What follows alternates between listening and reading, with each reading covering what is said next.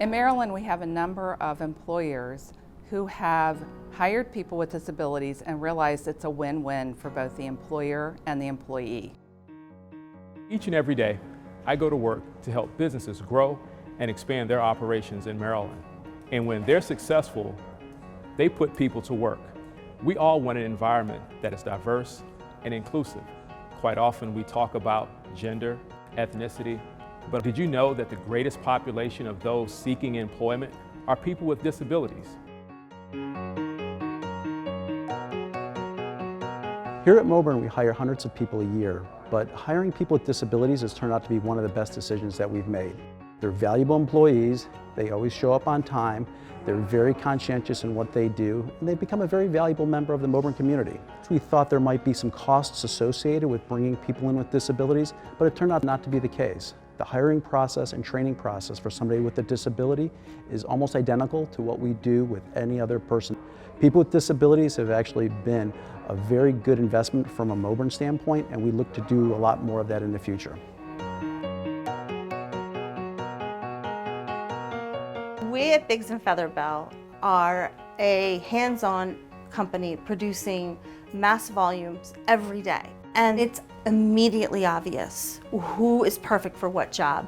And when you do find that sweet spot for that employee, it's endless, the possibilities. Many of the accommodations that can be provided in the workplace can be done so either low cost or even no cost. For example, you could have markings on the floor to help our employees transition from one place to another. So instead of focusing on what they can't do, let us focus on what they can do, presuming competence. Let's employ ability. I'm with Howard Tech Advisors, and we do technology services for business customers. And one of the biggest challenges that we have is recruiting and retention of great employees. And one of the things I really appreciate about the young adults I've met with disabilities is that most of them are extremely motivated. They just want a chance to demonstrate their work ethic, their friendliness, their motivation. So whenever you hire a new employee, it doesn't matter what the skill level is, there's always a transition period and there's always an investment in training and incorporating them into your culture. When I found hiring people with disabilities, it's just a little bit more cost on the front end, but if I have employee retention for a very long time, that'd be a huge win for me. Hiring people with different abilities has made us look in total different directions as we try to expand our workforce.